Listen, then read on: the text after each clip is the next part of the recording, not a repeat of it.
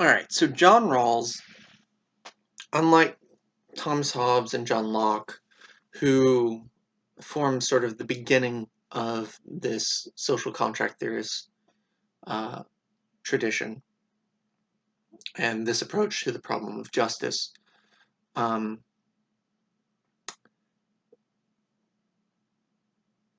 where was I going with this? Sorry. Okay, right. So, unlike Locke and Hobbes, who were born at the beginning of what might be what's often termed the turn to modernity, right? So, right, the time in Europe, in European history, where science starts becoming a thing, and societies start delving into and beginning to do things like create statistics and calculate and quantify the world around them in a more formal way than just natural philosophy, which had been the means beforehand. Rawls was a 20th century philosopher, right? So he was working at a time where science was already very, very firmly a thing, right? He was born in 1921 and he lived until 2002. Um, so he grew up during the end of the Great Scientific Age, so called because, the idea that the sciences would be able to explain everything concisely was sort of died. Now, there's still this idea in science that it will eventually explain everything, right?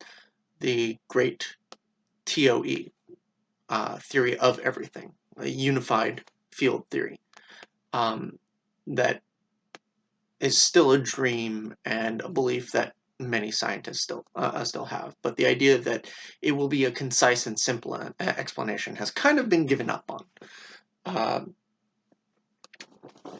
So Rawls also lived and theorized in a time after Immanuel Kant, right?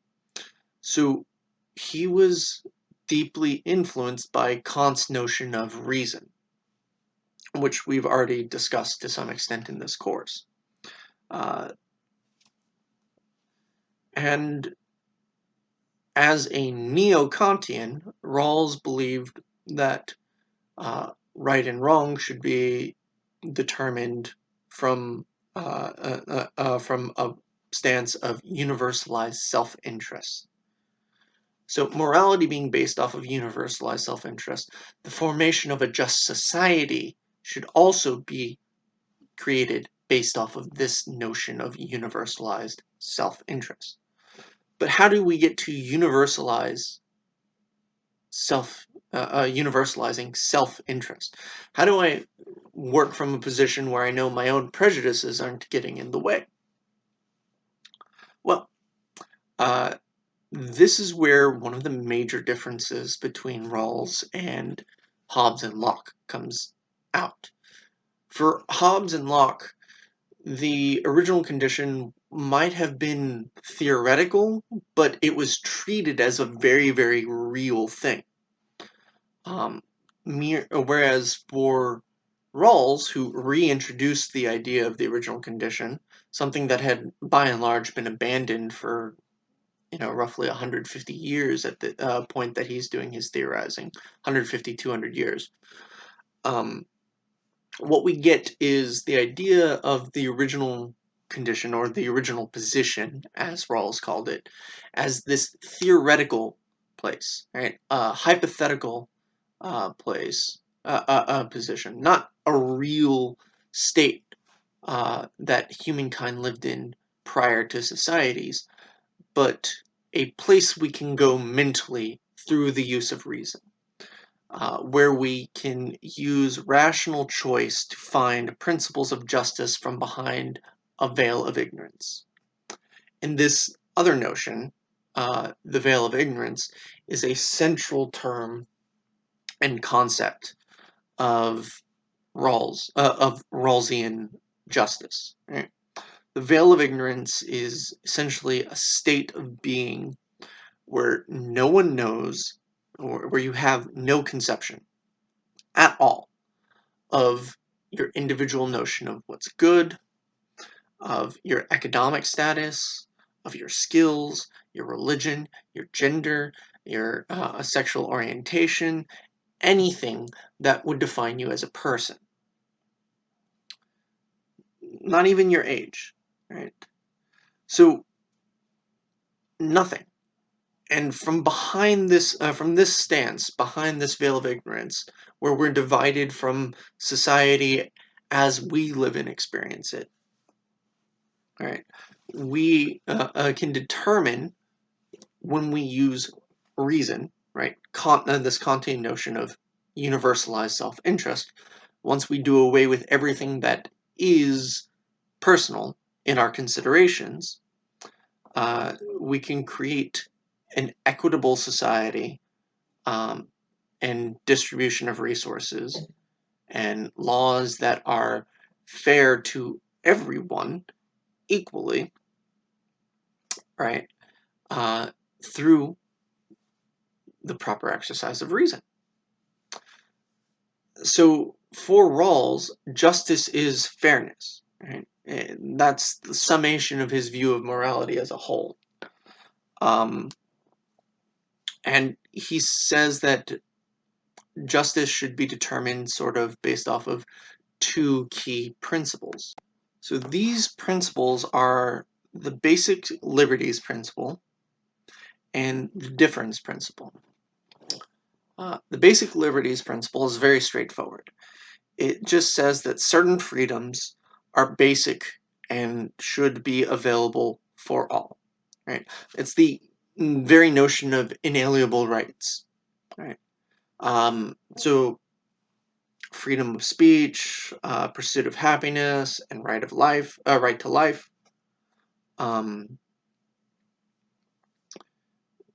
Those can all be considered, those can all be considered as falling under the basic liberties principle. I'm sorry, I don't know why I'm stumbling over myself right now. The difference principle is divisible into sort of two parts that together form the core notion of the difference principle.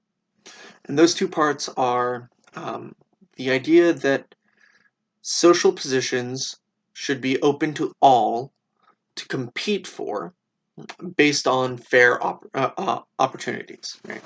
So discrimination on the basis of things like race, sex, gender, religion, etc. should be thrown out. And then secondly, we should maximally seek to benefit the least advantaged people in a society. So we should, when crafting a society, we should think of how to best provide for those who start least with most disadvantaged. Right?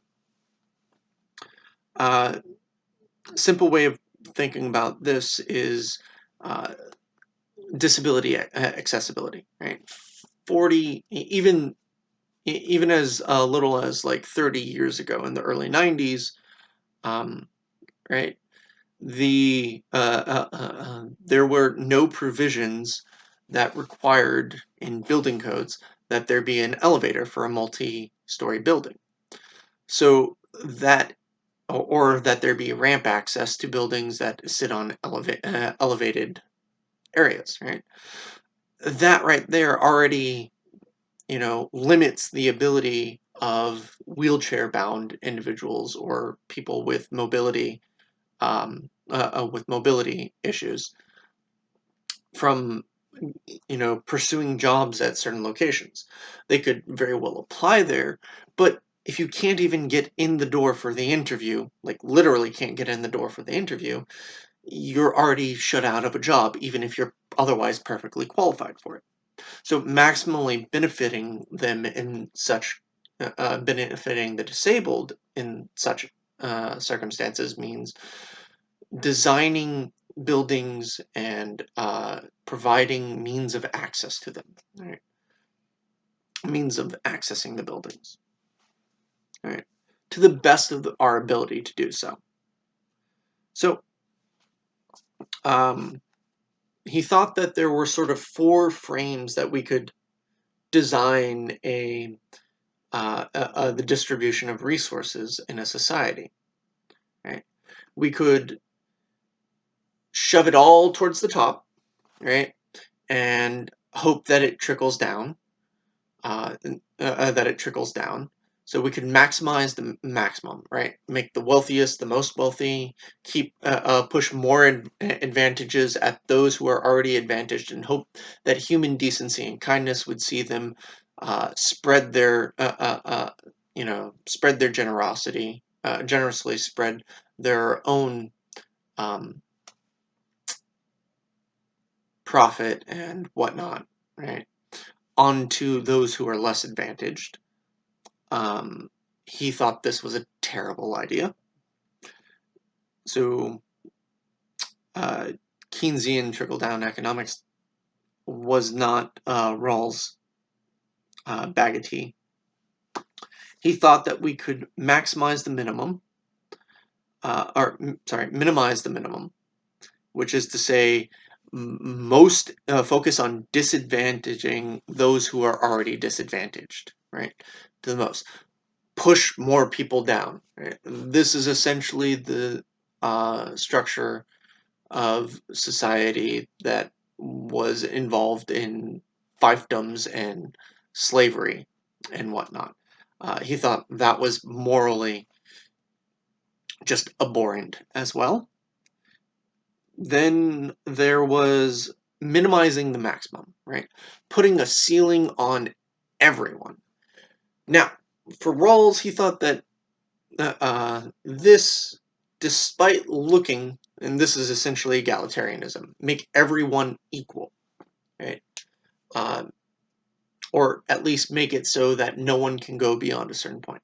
Now, while this looks good on the, or where that sounds good on the face of it, or it can sound appealing on the face of it, make everyone equal, it has other issues and consequences for the society as such, right?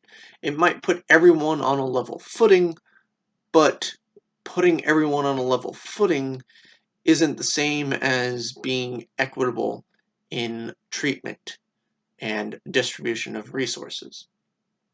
Because by putting a cap on what individuals can achieve based off of their own merit and skills, uh, you also stagnate the society as a whole.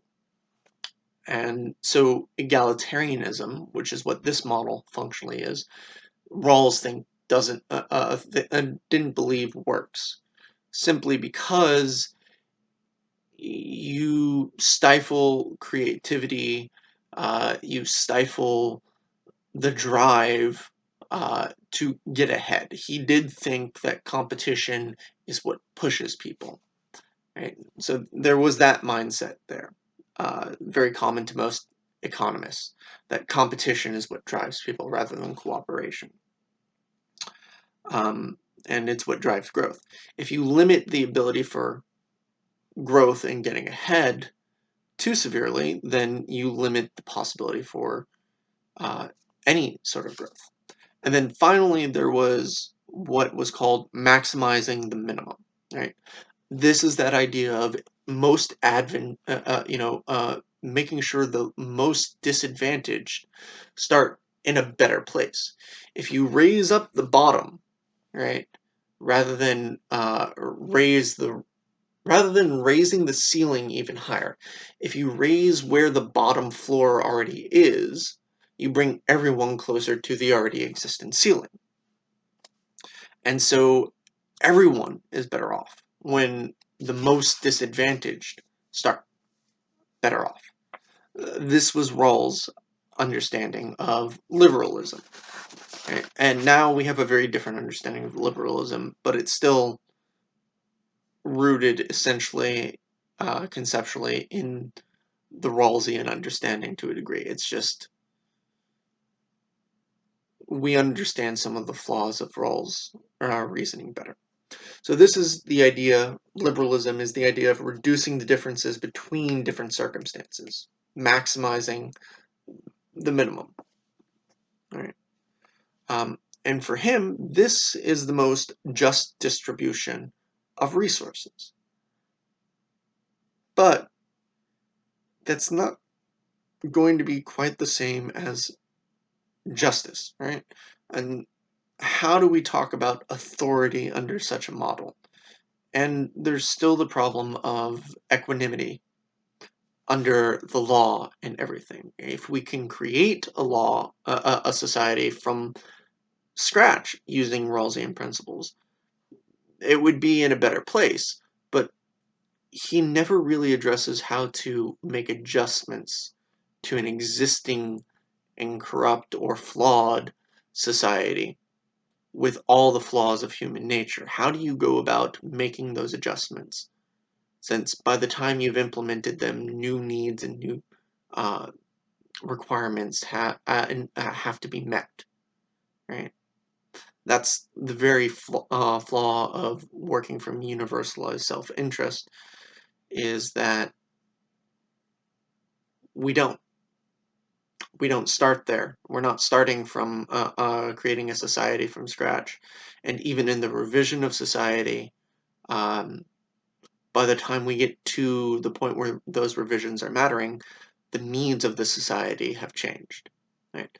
In some and in some important regards, the needs of the most disadvantaged have changed. So we're no longer maximally advantaging them. So how do we address that?